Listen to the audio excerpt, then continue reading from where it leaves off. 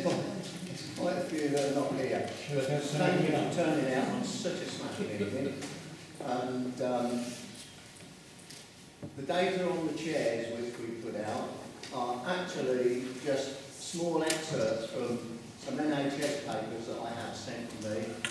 They are factual, not engineered by us. This is from the report within the NHS with the Oxford University Hospital. So if there's anything you want to bring up relative to that, please do so. The other thing too is, I would ask you, is we're really not here to... Excuse me, sir, could you tell us who you are? Yeah. Oh, my apologies. I've got it down here to introduce myself. I've totally forgot it. I'm Terry Price, and I'm the chairman of the Marlow People's Action Group. I also sit on the Wycombe Hospital Committee. So my apologies for that. And I have apologies from Dominic Green and Theresa May, who sent total support for the new TV hospital, which we will come on to a bit later. And she wishes to be kept fully informed as to what's going on. I would initially mention the work of my group, the Marlow People's Action Group, and all those, the volunteers that we had. They've spent an awful lot of time on this, and also the Bucks 50 Plus forum, which brings all the action groups together in Buckinghamshire, and also, of course, the Wycombe Hospital Services Committee, who's had success in keeping a 24-hour emergency unit at Wycombe, which is going to be situated in the new hospital. So I'd like to, without more ado, introduce, if I may, firstly, Dr. Phillip Lee, MP for Bracknell. I'll ask him and Steve Baker, the MP for High Wycombe and Marlow Bottom, just to make one or two initial comments before we detail the concerns relative to Wycombe Hospital and what's going there, and then we will move on to the presentation for the Royal Thames Valley Hospital, which we hope will be built at Maidenhead. So, could I ask you just to make a few comments first, please? Thank you, Terry. Steve, well, good evening, everybody. My name is Phillip Lee. I'm a member of Parliament for Bracknell. Once upon a time, I was head boy of William Marlow's. I'm a local chap, basically, and was born in Chiltern, the Canadian Great Hospital, which is a hospital that no longer exists, which is what happens with progress. And I come to you as I said, a member of Parliament for Bracknell, but also as a doctor who still continues to practice. I work as a GP in Slough, and I have worked as a GP in approximately 50 GP practices throughout the Thames Valley, as far north as Aylesbury, as far west as Field, as far east as Ivor, and as far south as Ascot and Bracknell. I've treated approximately, again, around 50,000 patients over the last decade or so. I have worked as a doctor at Wexham Park Hospital, at Stoke Mandeville Hospital. I have worked as a GP at Wycombe Hospital, out of hours, at Heatherwood Hospital in Ascot, Slough, and I have also referred patients into Royal Berkshire Hospital. Suffice to say, I think I might have some idea about the local health economy, and as a consequence of that, I've come out with this plan for a regional hospital to be based at Junction 8-9 of the M4. I stress the word regional because the era of district general hospitals has disappeared, has gone, has passed, never to come again. Anybody who promises you to defend a district general hospital of the type that we've become used to since the war is kidding you, is lying, is trying to buy your votes, promising you something that cannot be delivered. It cannot be delivered for a multitude of reasons. Financial is obviously part of that, with an ageing, obese society that we have, but it is also to do with the way in which medicine has gone in the last 20, 30, 40 years. We are all living longer.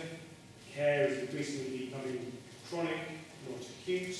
The cost, the amount of money that the National Health Service spends is more on chronic care than acute care.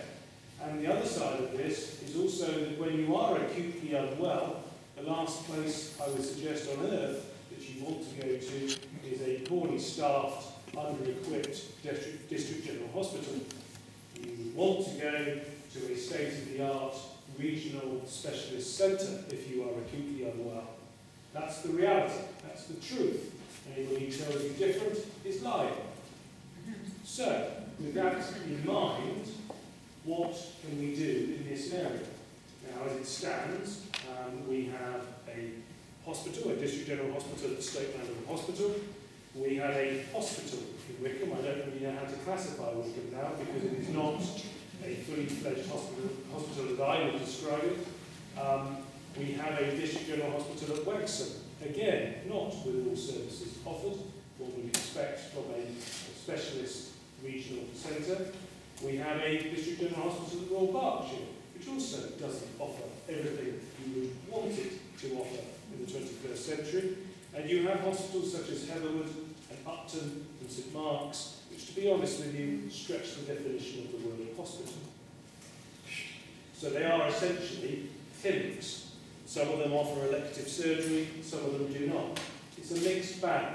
And the problem with it is it's a very complex issue. And there's a lot of emotion attached to each of these sites. Trust me, I know this. I'm standing here having proposed a plan. You can download the main plan from my website. In this plan, I am calling for the closure of Heatherwood Hospital in order to help fund this regional hospital. This is not easy politics. It's pretty much like Steve coming along saying he wants to close Wycombe Hospital to fund the hospital at Junction 8-9. That's what I'm doing in my constituency. Now, I'm suggesting they should have a clinic in Bracknell to provide the chronic care, but there isn't going to be a centre in Bracknell to treat heart attacks, stroke, and acute surgical emergency. There won't be anywhere in Bracknell to go to if you have a car accident. But I'm doing it, and I'm advocating it, because I think it is the best solution for 750,000 people who live in the Thames Valley region. It is in a location that is accessible, and if there aren't cars in a home, then yes, there has to be a bus service. But the reality is Junction 8-9 is a much more accessible location in Stoke Mandeville than Wexham Park, than Wycombe Hospital, than Heatherwood Hospital, and St Mark's Hospital. Do you want me to go on? Because all of those locations are where they are because of historical inheritance. Heatherwood was owned by the Astor family. Wexham Park is where it is because the farmer's daughter was looked after well at Upton, so he gave them a farm field nowhere bloody nearly where they lived.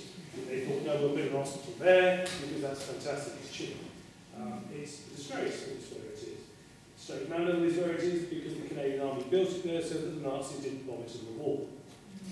This is why we have this inheritance, an inheritance that is just not fit for the 21st century and is just not sustainable. So what does one do? One starts again.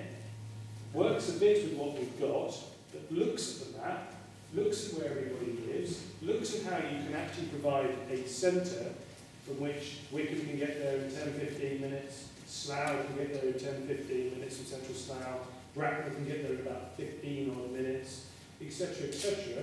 And really, if you look on the map, and the map is in the leaflet, you will see, ultimately, if you were looking at population density, the location would be sort of between Junction 7 and Junction 8-9 and the M4. Clearly, there isn't a junction unless you want to create one, so it's Junction 8-9.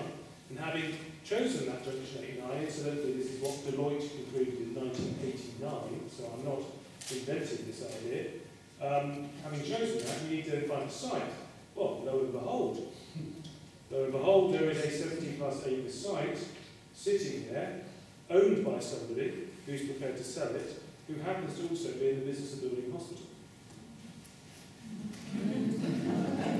So, what do you think? I tell you what I think. I think everybody sitting in this room, and I'm presuming you're within this sort of area, if you did not support my plan, you really did in your heads with me, because you are getting a top-notch hospital very close by. It is much more difficult for me to sell in Bracknell than it is to sell it indeed in Wycombe. The journey time from Wycombe to this hospital site is much quicker than from Bracknell to this hospital site. I think there are going to be some teething problems, shall we say, politically with Slough, and I wish you tag of luck with that, because if you're in Chalby or if you're in Sipperham in Slough, you can get to Junction 8 and 9 quicker than you can to Wexham Park. And so her constituency is going to be split down the middle on this one. But I must stress, though, that Hillingdon Hospital is 15 minutes from Slough. What would you give for a 15-minute transfer from here to a hospital for your heart attacks and your strokes? You'd give a lot, because at the moment it's expected to go up that god-awful road to British Risborough to Stoke Mandeville. So I think with East of Slough, they really just have to suck it up, basically, and say, well, okay, we can go to Hillingdon. That's the broad picture. I'm conscious that I don't want to talk. Ultimately, in conclusion, what I'm trying to provide here is a template for the rest of the country, but for the area, is the very best solution and the best care for the greatest number of people. And I'm open to ideas, but I don't think that there's a better location for the population that we're seeking to serve. I think I'm beginning to be listened to. I'm getting the impression locally within health trusts that I'm not being dismissed out of hand.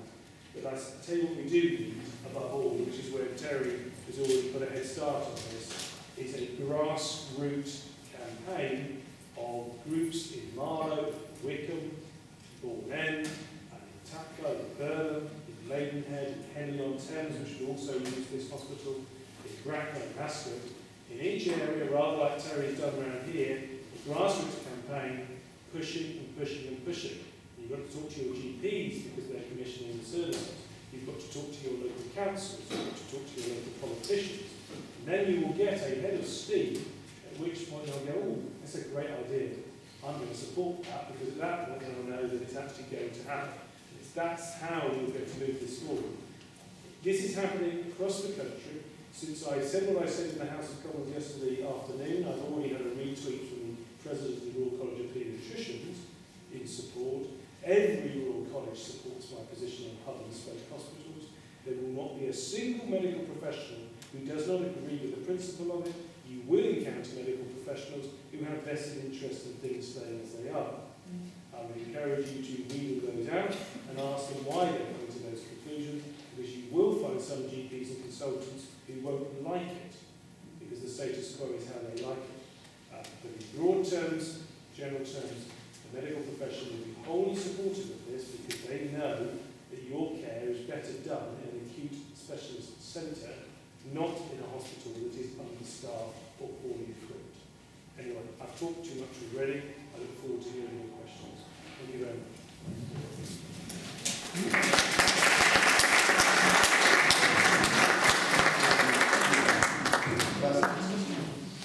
Thank you, Philip, for that expose. We will be asking for questions from the floor, but not at this particular time.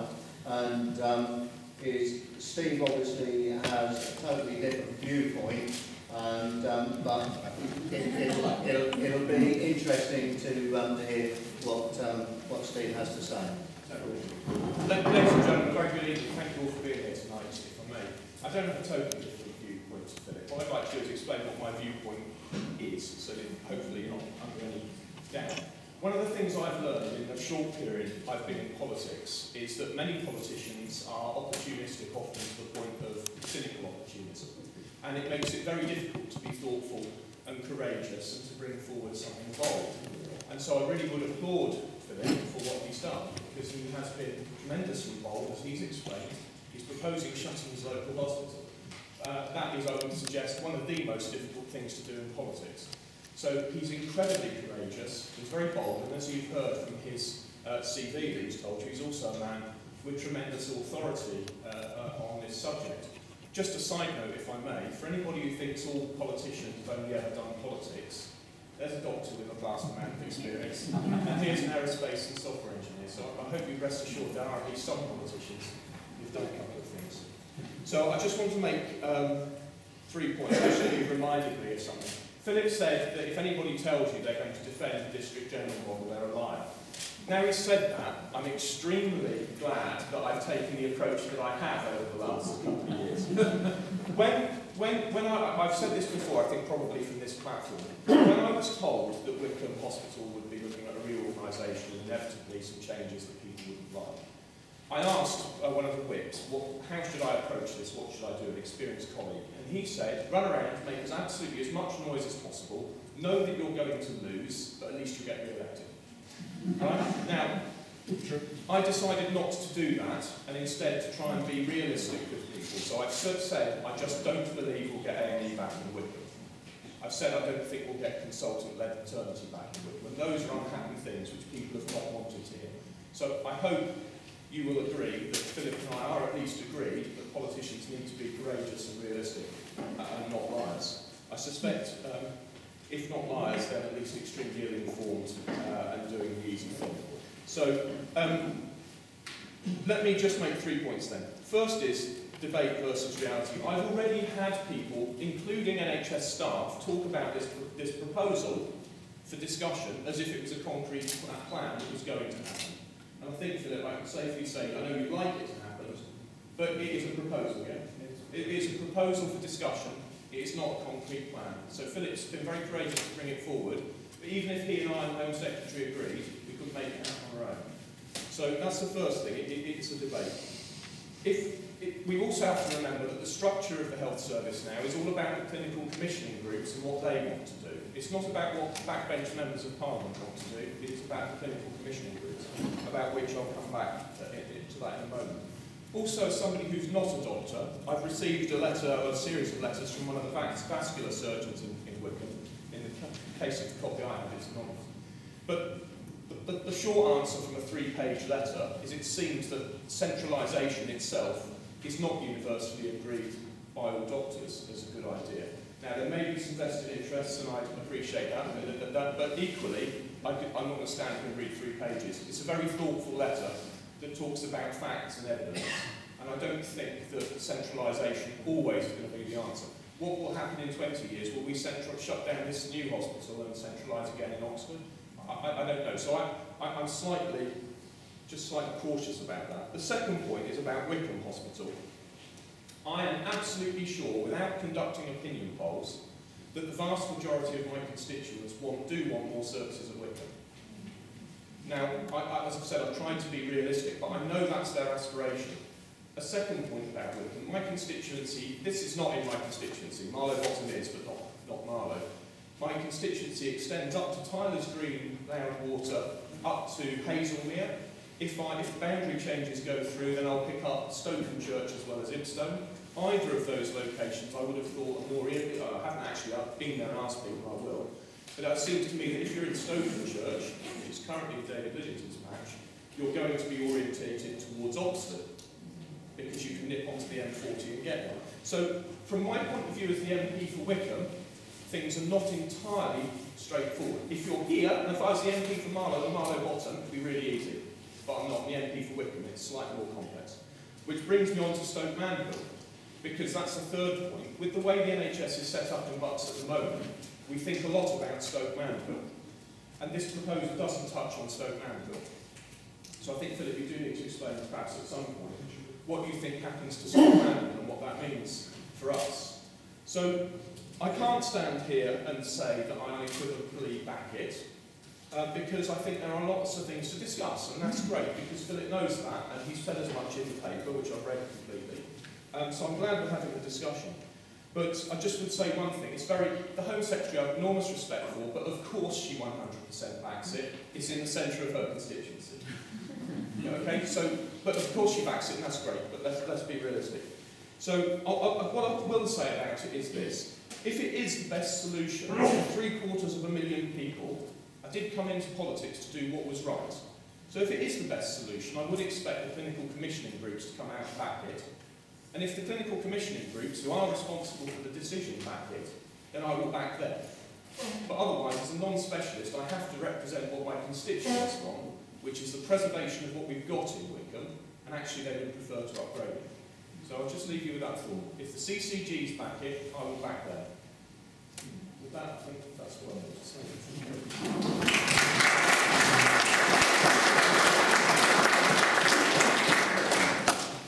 Well, thank you very much, Steve. I think we've laid it on the line exactly what your position is.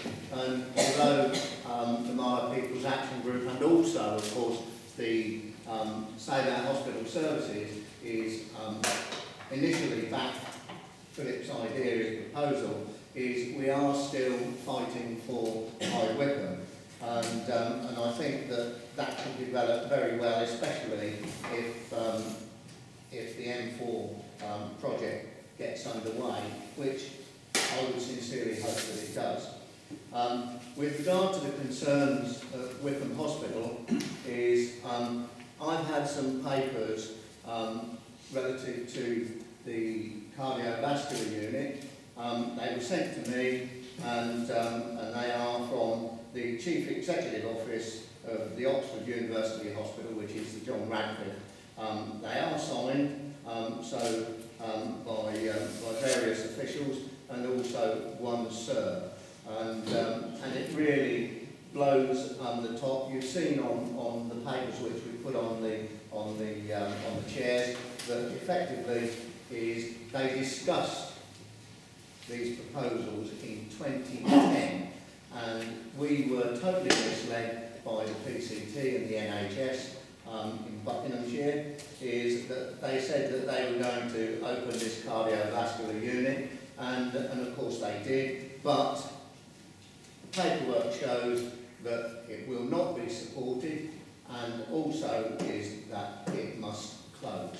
That is a fact. They're not my words, that's the NHS words from Oxford. I did speak to, I went down to the local practice and spoke to Chris North. He thought, yeah, great idea, but you've got to get it going. Now, the two MPs have come along tonight and told you what their position is. Steve has said he'll back it. Obviously, Philip wants to go ahead full steam anyway, but it's up to you to get your shoulder behind it, because if we can get 750,000 people mobilised to say, we want this bloody hospital, then you'll get it. You are the people that count. Make no bones about it. Each one of you has got a part to play. So I would ask you, please, to play it if you feel happy with what's going on. And unless you've got anything further to add, yeah, is that on that basis then could I ask you please not to give us any questions or anecdotal evidence relative to the treatment you've had, because we admit that once you get into the system is that your treatment is first class. There's no argument from anybody there. Yes, there's a gentleman there. Oh, I'm not often referred to as a gentleman. You're my second favourite socialist. Who's the first? My name's John Barlow. I'm the secretary of the Wycombe Hospital Services Group. So I thank you for giving me the opportunity to say a few words. I really want to put some questions on the floor so that our MPs can answer them. I also want to make some observations. First of all, I vote Labour. Can we have questions, please, Chairman? I thought we were going for questions and answers, not Well, he's going to pose a question. Is it? Oh, sorry. Sorry, we haven't actually met before. I'm sorry for Oh, we boring you. have met. Oh, we have. I was really good. Right. It takes a little bit longer now because I've lost my train. You said you vote Labour. I said about Labour, but I'm supporting Steve Baker in what he's trying to do for Wycombe Hospital. I get into a lot of trouble for that, but there we are. The kind of points that need to be discussed are not just health points. We all know that this country has got economic difficulties. One of the things that the current government is trying to do is to stimulate the building trade.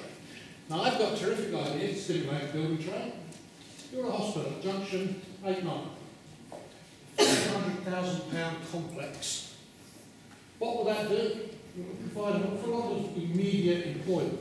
But think of the residual of that hospital. A hospital with 1,000 beds needs something like a workforce, a permanent workforce of 14,000 people. They need somewhere to live. Their children need somewhere to go to school. Transport is needed to move those people around. So the development of a hospital at Junction 8-9 isn't just a medical idea. It's also regrowth for this entire region within Thames Valley. The health implications are almost self-evident. You're quite right, Dr. Lee. Living in Marlow, it's a no-brainer that we would want to be able to just pop down the road to a super new, all-singing, dancing hospital. You see, we've watched maternity be taken away from us. We've watched A&E not just be taken away, but diluted and diluted again. And in this very hall, Can you get to the point, John? we've expressed our anger, we've expressed our anger at the way the NHS is taking things away from us. But all Now- of these have been discussed in Liston Hall. We went to a meeting in Liston Hall and it was all discussed and it was... And agreed, we never agreed to these things going away from Wycombe. We never agreed to anything being taken away from Wycombe. It was taken away against the consent of the people. Come on, John. Yeah. So, I've been told to hurry up, so I will. So I'm absolutely in favour of the proposal, and I really want this to be the beginning of a campaign, as you say, to support the concept of a brand new, super duper teaching hospital at Junction 8-9. For us, where we live, it seems to me it's a no-brainer. Thank you very much. Yes, well, I think the lady at the back there in the orange, Judge. I understand why Steve is interested in keeping his constituents in High Wycombe Street, thinking of the breakdown of the gender and race within High Wycombe. And at the last Wycombe Hospital meeting I went to, that was dominated by a certain section of the High Wycombe voice. I personally am very in favour of the super hospital. My daughter was involved in John Radcliffe, and they've got absolutely everything there. What I really am concerned about, and what I would like to know, and it's not mentioned anywhere, what would you do with the other hospitals that you're hoping to close down? Now, it's all very well moving people into these acute hospitals, but they need places after that to recuperate and to rehabilitate. So I would hope that some of those hospitals will be used for that. Yeah, I mean, thanks for the question, because it allows me to sort of elaborate a bit more. I mean, the plan as it stands calls for the reduction in size of a series of hospitals, including Wycombe, Upton, Wycombe, Upton, and then the actual sale of St Martin's site and the head of the site, and the retention of the king of the second site of Windsor and the town and hospital site in Henry. Now, in terms of what you will do with those sites, first of all, there's going to be a significant need in this country for long-term residential care of the elderly, and I would suggest that you will find that developers will want to put in facilities on those sites along those lines. In terms of the hospitals themselves, I mean, the reality is that you're going to be delivering chronic care services in these community-based hospitals. You're not going to be delivering surgery in these hospitals. The surgery should take place on a site where there is an intensive care unit. Over the last 10 to 15 years, there has been this fashion to have hot and cold sites. So Wycombe is a cold site, Stoke and is a hot site, i.e. that you can have an uncomplicated operation and there'll be no problems. But at a hot site, you have a more complicated operation with someone with chronic problems, and therefore if anything goes wrong with an intensive care unit. The reality is, if I look at my godson, is that sometimes things go wrong.